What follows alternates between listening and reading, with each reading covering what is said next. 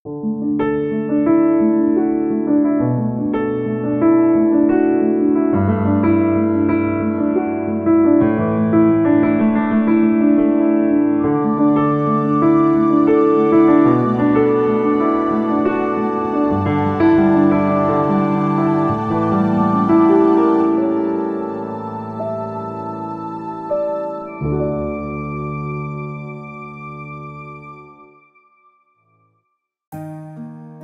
pagi Bapak, Ibu, dan Saudara sekalian. Mari pada pagi hari ini kita mau satukan hati kita. Kita mau menyembah Tuhan. Haleluya Yesus. Takkan ku ragu Tuhan, janji-Mu yang menghidupkanku. Hanya Padamu Tuhan ku berseru, dan mataku tertuju padamu. Kau selalu punya cara untuk menolongku. Kau selalu punya jalan keajaiban.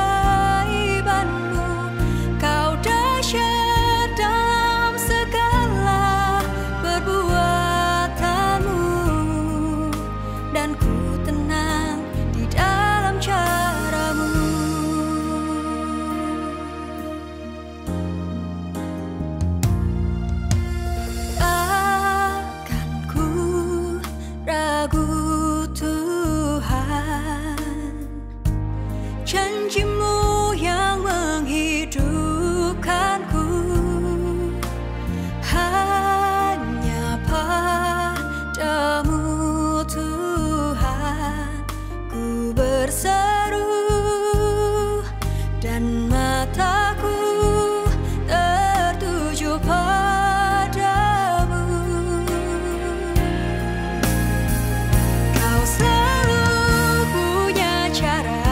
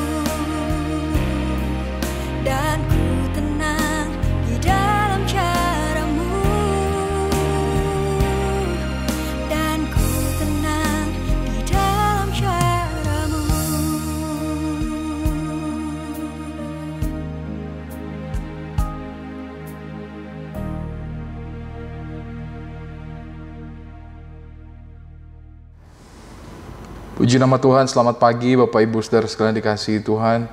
Senang sekali kita bisa berjumpa kembali di dalam kasih Tuhan tentunya. Dan saya percaya semuanya ada dalam lindungan Tuhan dan pemeliharaan Tuhan. Di pagi hari ini saya akan memberikan sedikit renungan firman Tuhan yang berjudul Karena Iman Kita Dapat Mengerti. Ya, karena iman kita dapat mengerti. Kalau kita lihat di dalam Ibrani pasal 11 ayat yang ketiga dikatakan, karena iman kita mengerti bahwa alam semesta telah dijadikan oleh firman Allah. Sehingga apa yang kita lihat telah terjadi dari apa yang tidak dapat kita lihat. Ya. Memang sepertinya membingungkan ya. Tapi dikatakan di sini sehingga apa yang kita lihat ya itu telah terjadi dari apa yang kita tidak lihat. Ya. Ya. Kita mengerti bahwa segala sesuatunya itu karena dari firman Allah. Dari firman Allah yang kita dengar, dari nenek moyang kita, dari orang-orang yang memberitakan kabar baik, yaitu firman Tuhan. Dari firman Tuhan yang kita lihat di dalam Alkitab. Ya. Pemazmur mengatakan di dalam Mazmur pasal 33 ayat 6 dikatakan, oleh firman Tuhan, langit telah dijadikan. Oleh nafas dari mulutnya, segala tentaranya. Ya.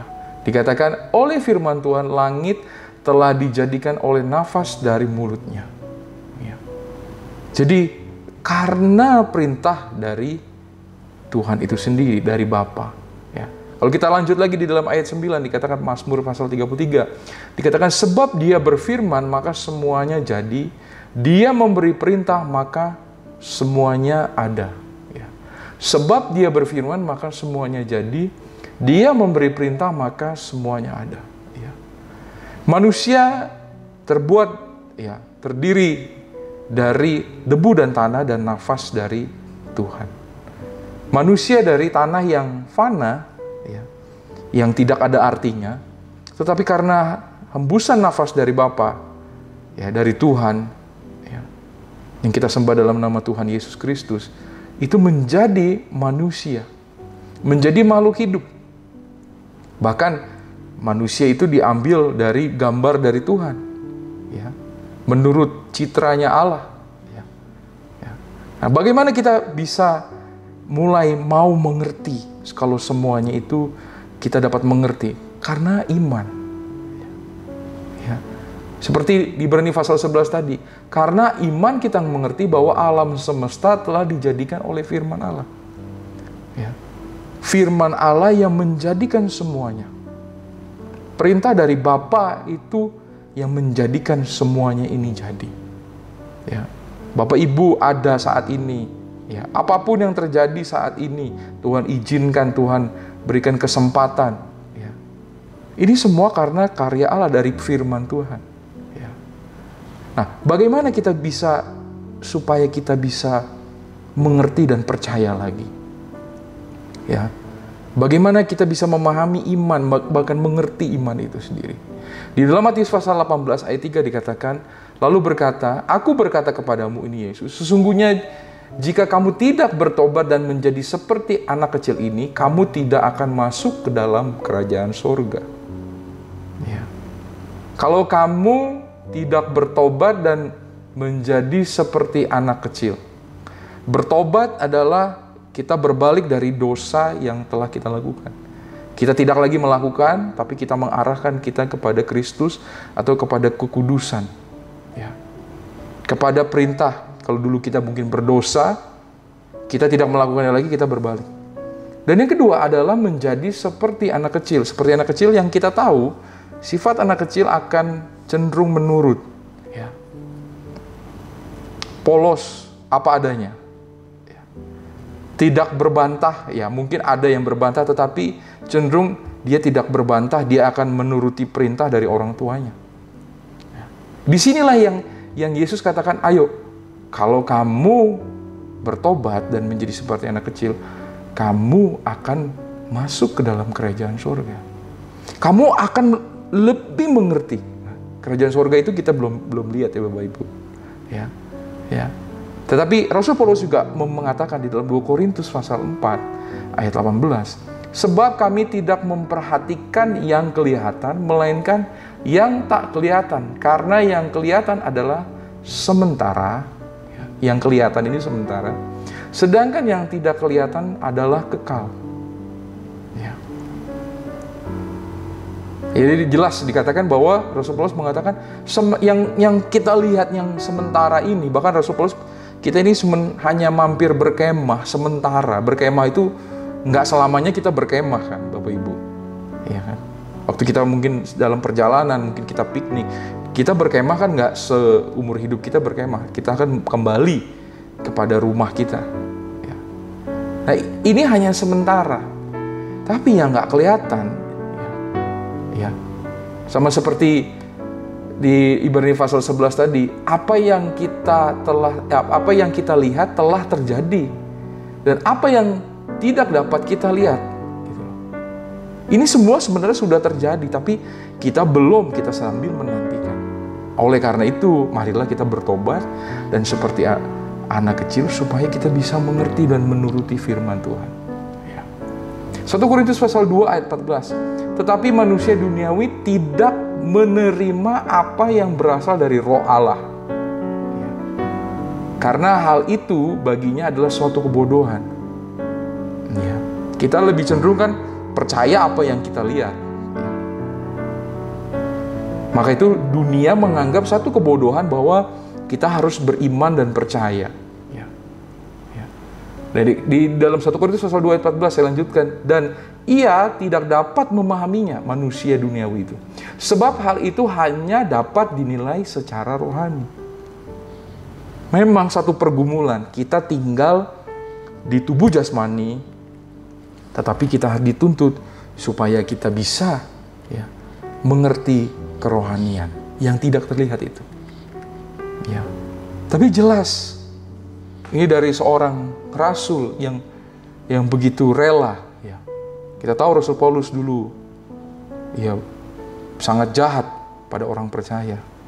Tetapi dia berbalik karena ada perjumpaan dengan Tuhan. Dia percaya akhirnya bahwa segala sesuatu yang di dunia ini hanya fana. Apa yang dia kerjakan mungkin dianggap bodoh. Tetapi dikatakan bahwa saya mengerjakannya untuk kekekalan. 1 Korintus pasal 1 ayat 21. Oleh karena dunia dalam hikmat Allah tidak mengenal Allah oleh hikmatnya, maka Allah berkenan menyelamatkan mereka yang percaya oleh kebodohan pemberitaan Injil. Saya mau katakan, salib memang satu kebodohan, satu tempat kutuk, suatu tempat hina yang Kristus kerjakan, satu kebodohan dikatakan. Tetapi karena dia cinta, karena dia sayang, karena dia mau menepati, dia mau menyelamatkan umat-umatnya, dia kerjakan itu untuk kita semua. Oleh karena itu bukan suatu kebodohan untuk kita semua orang percaya. Tetapi apa yang dikerjakan Kristus di dalam salib, mengerjakan bukan saja untuk Kristus pribadi begitu Akhirnya kita tahu dia diangkat, ditinggikan gitu Tetapi memang karena itu sifatnya, dia mau begitu bukan dia mencari satu kedudukan. Tetapi ini untuk semua orang yang mau percaya. Ini untuk semua orang yang mau bertobat dan memilih Kristus.